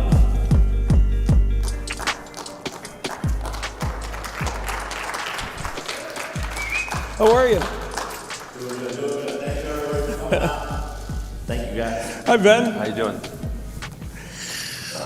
Well, you guys have set the table for this pretty well with that video and with what you've been doing beforehand. And Jake, I'll start with you. You've kind of indicated that at the end of the day, your boxing skills you feel are better, and that ultimately that's the difference. No, 100%. I mean, this guy's striking is that of a grandma. Quite literally, if I put a grandma in against Jorge Masvidal, she would have lasted longer than this guy. You know, he's a good athlete, they say, but April 17th, he's going to get exposed. You know, we saw Steve Cunningham earlier going up against Frank Mir, and it's a boxer versus an MMA guy. I love Frank Mir, but at the end of the day, Steve's gonna take care of business. And then later on in the night, same thing is gonna happen. This is boxing versus MMA, and you're gonna see the difference. You're gonna see the difference of a wannabe fighter, you know, a guy who choked in the Olympics, a guy who choked in the UFC, and now a guy who's gonna choke against Jake Paul. I'm gonna end this guy's career as an embarrassment. Masvidal did it once, I'm about to do it again. All right, so all of that having been said, Ben, you indicate that the difference is not about the skill, it's about the toughness. Yeah, absolutely. So I'd heard of Jake Paul prior to accepting this fight, but I couldn't have told you a lot about him or his brother. I knew, you know, he kind of came up in his brother's shadow. He was trying to fill his brother's footsteps. You know, his brother is a lot more talented, has a larger following. Those type of things. You literally went on your Instagram and asked people for roasts. You asked people for roasts on your Instagram, and that was the top comment was say that his brother is better than him. Is he? That's like calling Kylie Jenner Kendall Jenner. Like I don't know anything about them. Yeah, anyway, it's so like, doesn't matter. Still a compliment. Okay. I would love to be Logan. Logan's a great kid. Both stars. Both taking over the world at a young age. Okay, so when Logan's little brother called me out, you know, I thought about it like... You actually called me out. Let's get the facts straight. You called me out the week of the Nate Robinson fight, so continue. Yeah. Okay, so when Logan's little brother called me out the week of the Nate Robinson fight, I said, sure, more than happy to, right? I like to fight. I've been fighting for a long time. Never boxing, but I've done wrestling, mixed martial arts, jiu-jitsu.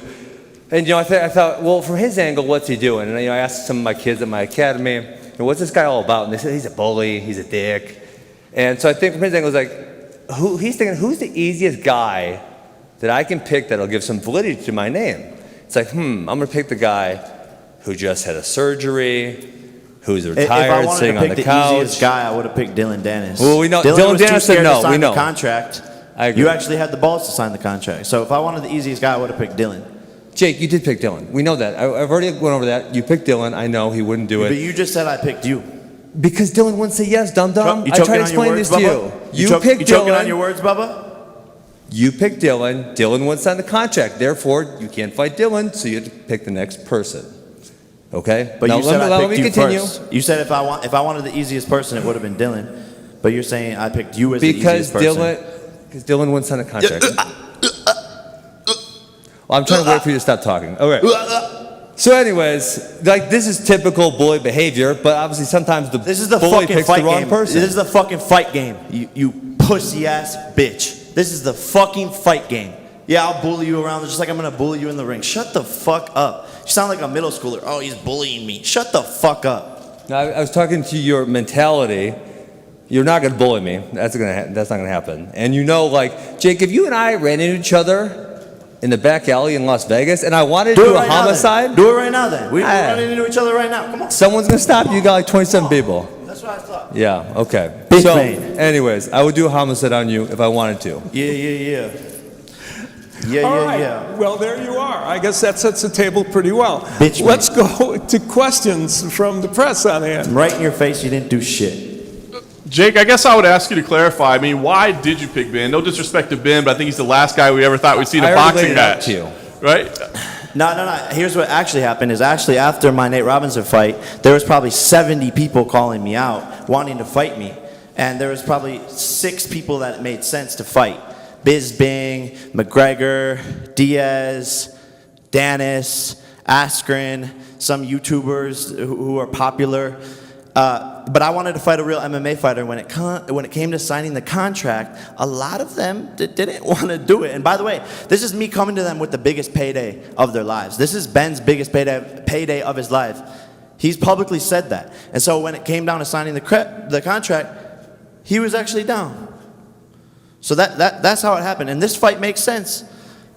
This fight makes sense in a lot of ways. And there's a large majority of people who think he's going to win. And then there's the other half who know I'm going to win. Ben, I guess I want to ask you, when this first got announced, it seemed like kind of a fun exhibition thing for you to stay busy after your MMA career, but where does it stand now? I mean, obviously some pretty personal words, and, a lot of people are looking at you as kind of this representative of the sport of MMA as well, so where does this stand? I mean, you've been an athlete all your life, competing at the highest level. Is this a serious competition to you, or is this a fun exhibition? I mean, I'm going to take it serious, but the highest level of competition, no, not even close. Yeah, I'm going to have fun with this. That's what I came for. Jake thinks he's a high-level boxer. I think he's fairly delusional. I guess we'll find out. You will find out very quickly and in a violent fashion, and you will embarrass the sport of MMA. You are representing the UFC. This is personal. The whole MMA community. You're trying to make me represent the sport of MMA you are or representing UFC. the sport. Dana White is betting money on you. He's trying to get trainers to actually help you train, so that you can beat me. So you are representing the sport of MMA. You are an MMA fighter. Just like I'm representing the sport of boxing because I'm a boxer. Just like I'm representing celebrities and YouTubers because I'm a celebrity and a YouTuber. So I'm representing all of those things. So you are representing them, and you will see boxing conquer. All right, let's go out for another question. Hey, Jake, it's the Schmo. Good to see you. Quick question for you. If you get through Ben Askren, do you think that's the key to getting the attention of Dana White and maybe getting a Conor McGregor fight? Or who would be next on your list if you get through Ben Askren? Shmo, my guy, good to see you. I don't have to do anything to get the attention of these guys. They have to get the attention of me at this point. They're talking about me more than I'm talking about them. He's one of the first fighters on the list, yeah? He's the first MMA fighter that will be taken down. I think this will make the Jake Paul versus Conor McGregor fight that will happen one day more intriguing, of course. But, there's Diaz after this. There's tons of people calling me out, celebrities still, athletes. So we'll see what happens. But, yeah, this fight will give me a lot of credibility. Ben's 19-2, has less losses than McGregor. Two-time NCAA Division I champ, Olympic wrestler. So yeah, he's a real fighter, and that's why I wanted to do this fight, is to show the world this real fighter is getting in with Jake Paul and he's gonna get KO'd in 2 rounds. Now for you, Ben, on the other side of the coin, if you get through Jake Paul, what's next in your boxing career? Do you go for the big brother Logan Paul? Yeah, I mean, 2021 seems like a tremendous year to beat up the whole Paul family. All right. Good seeing you, Schmo. Let's go to another question from the press. That was your first good joke of the press conference. I know you're really excited about that one. Do you smoke cigarettes or are your teeth just yellow? I'll write your material if you want me to. English, please. If you want me to write your jokes, I can do them for you. If I want you to read my jokes, this guy's talking about my intelligence. Okay, God damn it, embarrassing. Mystic Zach here with the question for Jake Paul. Your last fight, you stole the show with a second-round knockout over Nate Robinson. What kind of improvements can fans expect to see in your game going into this fight? Zach, I pick wins, young legend right there. Lots of improvements. I'm a completely different fighter. The fighter that I am now would knock out the fighter in the Nate Robinson fight. That is Jake Paul. So I'm completely different. And people will see, I really haven't even gotten to show my boxing ability in my last 2 fights because they've both been like 4 minutes total or like 7 minutes total. So, I'm actually excited to see if Ben's going to give me a little bit of a test, a little bit of a challenge, because then people will see, oh, shit, this kid can do that. Oh, he has this in his arsenal. Oh, he's been working on that. I haven't even shown the world what I could do. That's why this is fun, because I have the ace up my sleeve. And when you have the ace up your sleeve in life, hey, I was wondering, your thing. cheerleaders that you brought to my room, do you pay them as coaches or groupies, or do you just give them like sloppy seconds and social media shout-outs? Yeah, I give them a ton of dry over-the-pants hand jobs. Maybe say your joke again, and we can all remember to laugh. Say it one more time, we can just all laugh afterwards, just so you feel good about yourself. Say it one more time for us. No? Do you have another question? Yeah. Look at the cock on this guy. Jake, you spoke about the improvements you make every single fight. What can you attribute those improvements to? Is it your work ethic, your training team? What can you attribute that to? Man, all of the above. We're working so hard, and really just a true passion for the sport. I love what I'm doing, and I have such a chip on my shoulder. The whole world wants to see Jake Paul lose this fight. And I love that. I love that so much. And yes, we have the best team. BJ Flores, Jacob Chavez, D Cut on the strength and conditioning, Carl, Jay Leon Love, John Marinick, Marcos, like all of these guys. I'm probably forgetting names. Even down to Shadow, Lucas Mack, all of these guys, Ebach. We have the best team. Blue, Gus, Content, on down. Best managers, best advisors, best lawyers, best trainers, best photographers. That's why I'm at where I'm at as a 24-year-old, is because I'm surrounded by greatness. And look, we all have a lot to prove to the world, and I'm 24 years old. This is the biggest stage of my life. The last event was the 8th biggest pay-per-view event in history. This one's gonna be even bigger. Justin Bieber, Snoop Dogg, Doja Cat, are you kidding me? And you think for one moment I'm gonna sit there and fumble this? You think for one moment I'm not gonna work my bloody balls off to beat this bum, this Walmart-looking head-ass Napoleon Dynamite motherfucker? No. You gotta be kidding me. So, yeah, I'm excited for this, and I have a chip on my shoulder, and I'm gonna prove to the world April 17th. TrillerFightClub.com. Buy it now. But I'm gonna prove to the world that Jake Paul's the real deal, and that's why I called out Conor McGregor initially. This is the road to McGregor at the end of the day.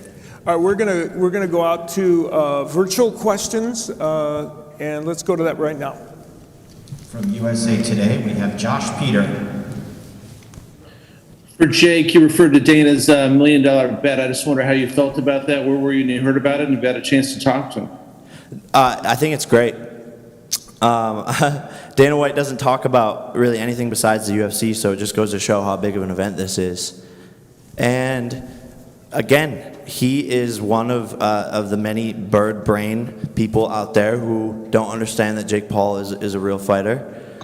And, he's going to lose $1 million. And I challenged him along with Snoop Dogg to step it up and make it $2 million. Put your money where your mouth is. $1 million isn't that much to Dana White. I am so confident in my abilities, and it's free promo. So thank you, Dana.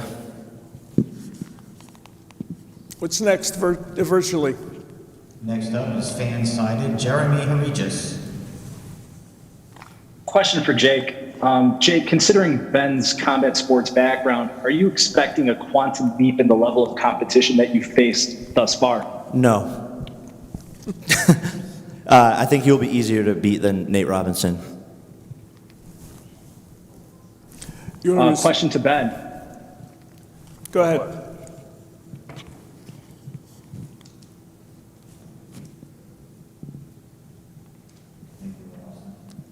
Was there a question for Ben there?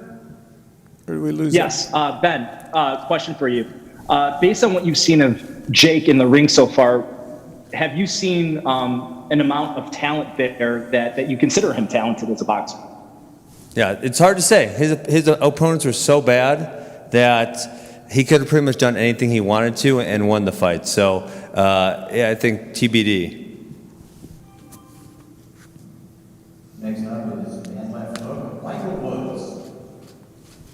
Guys, question first for Jake. Jake, I was impressed with especially your power against Nate Robinson. It strikes me that maybe you were a guy who was born with it. I saw you backing up and cracking the guy. Now, I don't know how that's going to work on Askren, who is a seasoned fight professional, but it led me to be thinking, how into this are you? Or do you have sort of a long-term plan? All right, I'm going to do this a year, 2 year, 5 years. Are you now a boxing lifer? What's the end game? How long do you want to do this, and where do you want to get to in boxing? Yeah, great question. Definitely a boxing lifer. I'm addicted to this sport, and I will become the biggest prize fighter in boxing. Simple as that. And yeah, thank you for the compliment. Have a ton of power. I didn't really even get to utilize it against Nate. He went down, and I only landed 8 punches, and he was knocked down 3 times, if that gives you any indication. And man, when I put those 10-ounce gloves on, those Grant gloves, shout out to Grant, best gloves in the game, whew, I love to crack, baby. And you know what's crazy? I love to get hit too. So like, I just love fighting in general. And again, this is the start of a burgeoning career, a burgeoning, amazing career. And I'm addicted to the sport. I love the sport. I want to bring more eyeballs to it. I love everything to do with it. I could see myself coaching my son one day. Someone's gonna let you have kids? That was good. You got like two lefts. Two lefts. Thank you. Look, it's your dad. Look, I've got two questions. First one is for Jake. Jake, celebrity boxing isn't anything new, but it's certainly enjoying a moment. Hey, it's what your do you dad think it is calling about in. yourself that's made it successful? It's your dad calling in. Look, That dude's still alive? he's still alive, bro. I'm about to take him out. Flip-flop, man. Hey, he's still alive. Don't worry, I'm gonna finish him off. Yeah, don't worry. Tell him I like them flip-flops, man. He said he likes your flip-flops. That's my guy Masvidal, maker of Ben Askren. Jake Paul will be the finisher of Ben Askren. Does that bother you, by the way, that you got knocked out in 5 seconds? Nah, it happens. Doesn't bother you? Not really. It doesn't really happen, by the way. That's only happened once. You got a record. You literally have the record. I literally have the record, You yeah. hold the record. The record. Yeah. 5 seconds. Yes. This doesn't like haunt you at all. That like It does you're probably not the bother most me, Jake. embarrassing fighter in UFC history. Jake, I know you have low self-esteem, but you don't need to project it onto me. So this clip doesn't bother you? I've only seen it like a million times. Doesn't bother me. Doesn't bother you? No. Are you sure? Sure. We'll do the same thing to you. Yeah, I don't think you're allowed to throw knees in boxing, Jake. Well, I'm gonna knock you out. It's the same thing. Okay. Good luck. All right, let's get another virtual question. My first question is for Jake. Jake, celebrity boxing isn't anything new, but it's certainly enjoying a moment. What do you think it is about yourself that you've had so much success? Because let's be honest, not everybody brings in as much attention when they try to do this. Yeah, I'm a bit confused when people talk about celebrity boxing because there's no such thing as celebrity boxing. I'm the only celebrity that's boxing. So people like to write articles about it, but like I'm the only one that's doing it. So it doesn't really make sense to me. But really, at the end of the day, this isn't celebrity boxing. I am a celebrity who is boxing, yes, but I'm a real fighter. I've shown that. I'm 3-0, 3 KOs, 2-0 as a professional with 2 KOs. But I'm the only celebrity or influencer that's fought in like the past 2 years, so I'm really the only one doing it. So My next question is for Discounting Ben. Logan? Logan doesn't count or what? he hasn't fought in 2 years. If you paid attention so you closely to what I excluded was him. saying, and look, Logan's great. He's a celebrity who's boxing, but at the end of the day, again, Logan is a real fighter who would whoop on a lot of guys. Who's better, you or him at boxing? Me, hands down. That's why I'm 3-0, 3 KOs.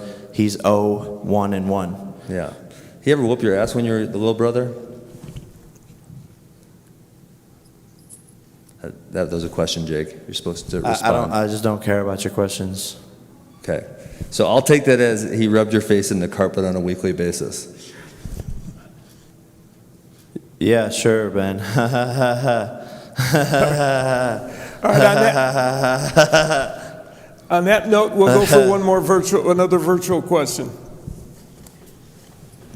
Yeah, my final question was just for Ben.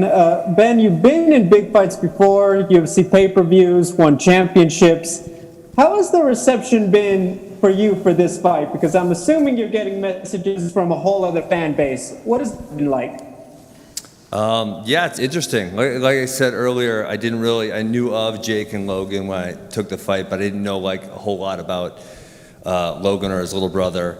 And one of the things that I can't believe is in MMA, I was kind of the heel. I was kind of not liked that much.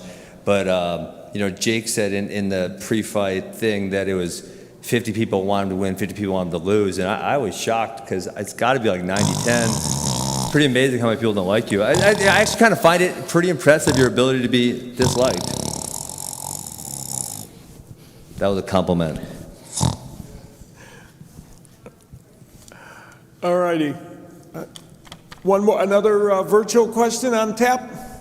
From the Courtside Sound-Off podcast, I have Angel Ortega. Yes, I have one question for Jake, and I want to ask Jake. You started with Deji, and now you're with Ben, and you also had Nate. I want to ask you, are you at this point bigger than the JJ fight? Is there any interest in still fighting KSI, or have you outgrown him and you're just over that? Yeah, definitely outgrown him. There's interest. I think that's a fight that everyone wants to see, but at this point, it just wouldn't even be close. And I think, once he sees what I do to Ben, yeah, he's not gonna want to fight. And yeah, like even his coaches say it. They're like, hey, we're not letting KSI fight this kid right now. So his coaches know. His coaches know what will happen. KSI's ducking. And at the end of the day, it's like there's a lot bigger fights out there than JJ. So.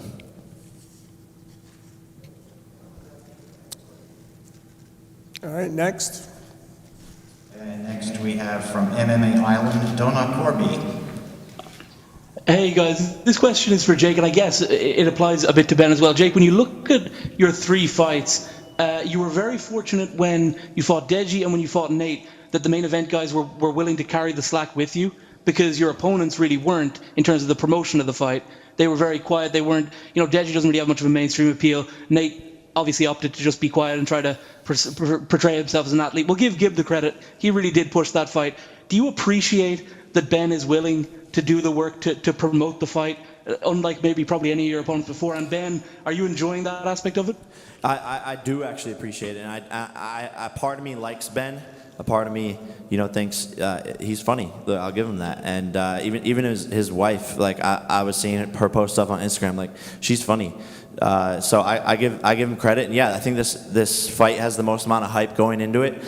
He actually is putting out content and making some noise and talking some shit. So yeah, I do give credit to Ben there, and that's part of the reason we picked him is we knew there was going to be shit talk going into it. One of the things I appreciated about him earlier, I said it, is that, and his brother too, like they have somehow convinced their fans that they're real fighters. It's tremendous. It's, it takes an act, it takes a show. He's done that. He says, pulling the fire truck, me eating rice and chicken and shit like that. Like, I'm in this for life. That's tremendous. Appreciate that, Jake. Suck a dick. One more. We have one more virtual question, and that's going to wrap things up for us. So go ahead. From Full Reptile YouTube, James Mystery. Hey guys, I got a question for each athlete. Jake, what do you have to say to all the professional fighters out there that don't like your quick success in combat sports without any substantial previous experience? Haters will be haters. When there's a new young buck in the game coming up in ruffling feathers, they're going to be upset. But again, I'm just trying to bring more eyeballs to the sport, and I'm having fun doing it, and I'm just doing me. There's room for everyone to eat. Gary Vee once said, you can build your skyscraper in New York as high as you want without tumbling over someone else's skyscraper. So why are people mad that I'm successful? Build up your own skyscraper, and there's room for everyone to eat in this sport, trust me. Fair enough. Ben, I saw on your Instagram the little scuffle between you and Jake before the press conference. I was wondering if you can fill me in on that, and on a scale of 1 to 10, how intimidated were you when Jake came in and flicked that tissue over your shoulder? I think it was a mask, not a tissue, but yeah, I would say like a 1 to 1.1, somewhere in there. Again, if Jake and I met in an alley, I would just do a homicide if I wanted to, no big deal. I was most impressed by the fact that Jake, as a 24-year-old, is able to convince a whole team of grown men to do a cheer with him. That was tremendous. It's called a team, a family, something that you don't have. Seems like you don't have really friends, and we're all in this together, and this means a lot to us. This means a lot to everyone. This is a part of history. Everyone on my team is a part of history, and we're a brotherhood, and quite literally a bunch of 20-year-olds taking over the world. You sound stupid. Yeah, I hope you do some more cheers on the way there. Well, we know it's going to be serious on April 17th, gentlemen. Go Bayside! We appreciate both of you being 2, here. 4, 6, 8. Who do we appreciate? Ben. God damn. There you go. Thank you both for being here. We're looking forward to April 17th. Should be a lot of fun. All right, you take care. Ben, Jake, we'll see you guys on April 17th. 22! Now, 22! 22 till I end this motherfucker's career! As they exit the stage, Earlier in this press conference, we had a bit of news making by Oscar De La Hoya. Let's take a look back at it right now. You got great fighters. I've been watching you walk in the ring with your fighters. Your boy Ortiz had a great fight the other night. Last fight, Virgil Ortiz. That was an amazing fight. But I feel like it's something missing, man. I keep seeing you in the ring, but I don't see you in the ring. I mean, talk to me. Why don't you? I mean, you're part owner of a Triller Fight Club. Why don't you tell me? I think you should tell him, man. It's you, not me. Okay. July 3rd, I'm making my comeback. Ooh. So that was the Oscar De La Hoya mic drop, and we will see Oscar De La Hoya back in the ring apparently pretty soon. Well, I know one thing: on April 17th, we're going to see an exciting event of both entertainment and boxing, and we are going to be looking forward to it. A reminder to you that to find out anything you need to know about this event, go to TrillerFightClub.com. It's going to provide you with information, video, and the way you can order this fight as well. And we also want to acknowledge our partners, In Demand, telco providers, and Fight, the platform that will be handling the worldwide live streaming. So thanks to everybody that participated today. Thank you to you for watching, and we will see you on April 17th.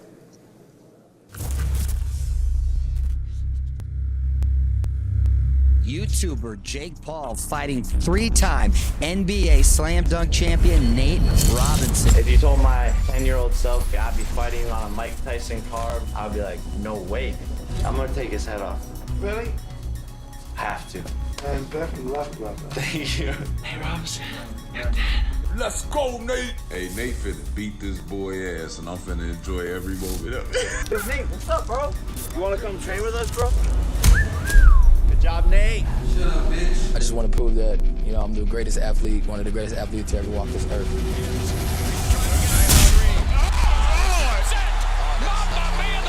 Bitch, I'm a fucking champion.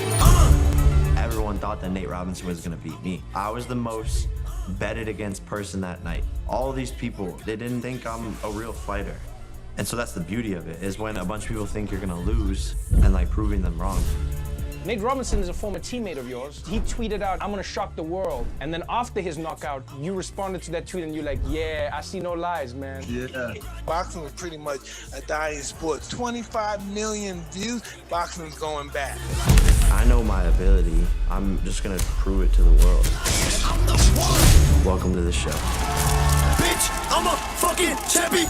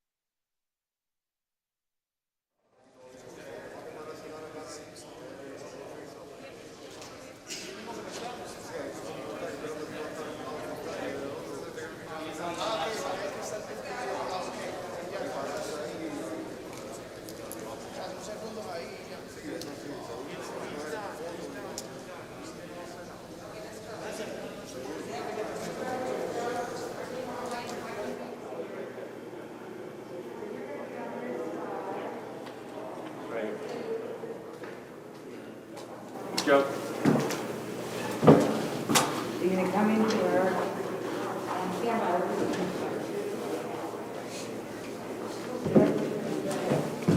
Come on.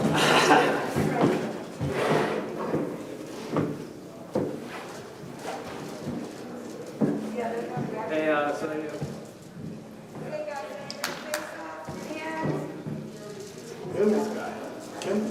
I'm more worried. I'm more scared of my mother. I'm the same that discotheque. You know what I'm saying? You need this glass.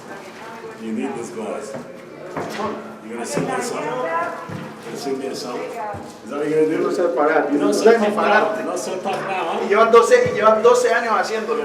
12 años. Two years ago, the Unos process. minutes, poquito. Poquito. Vas a joder. Como en Colombia. Como en Colombia, you know?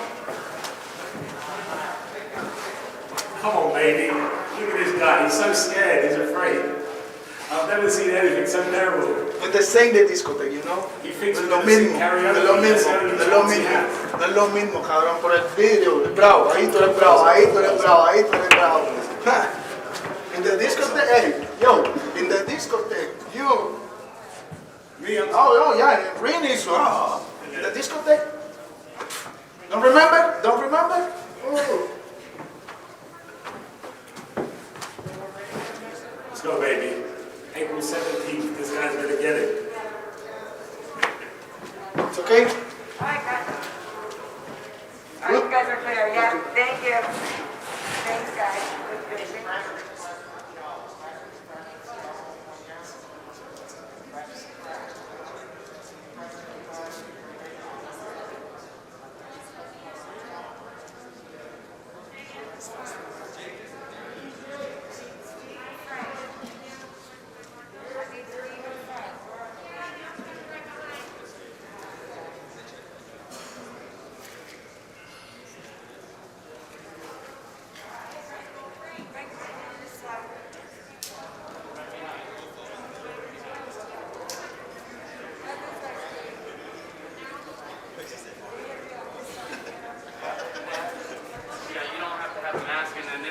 Like you know, do your looks and your things. It's all media. Wow, I don't feel like I am. All right, guys, go ahead and face off. Okay.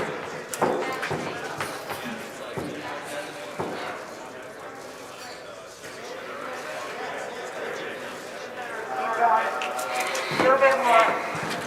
Yeah, a little bit more, you guys. Just a couple more times. Fuck. I do like the plexiglass. That's kind of right. I got it. All right, guys. Awesome. Thank you.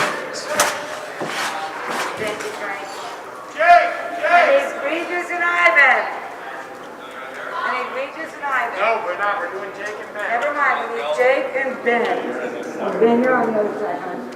Yeah. I'll go ladies first. Wait, no, that's not right. No, it's not right. I'm telling you. I'm sorry, guys.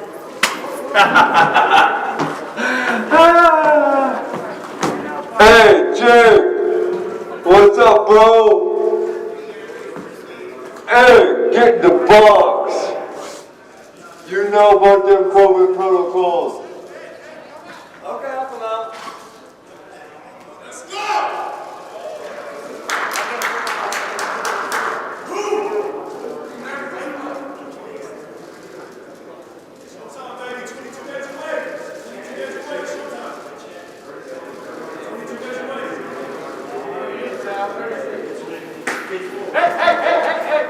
That's it.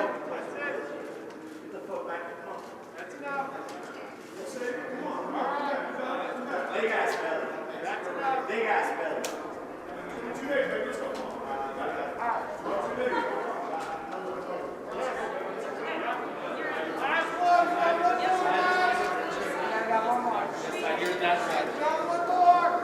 Okay, you're right there.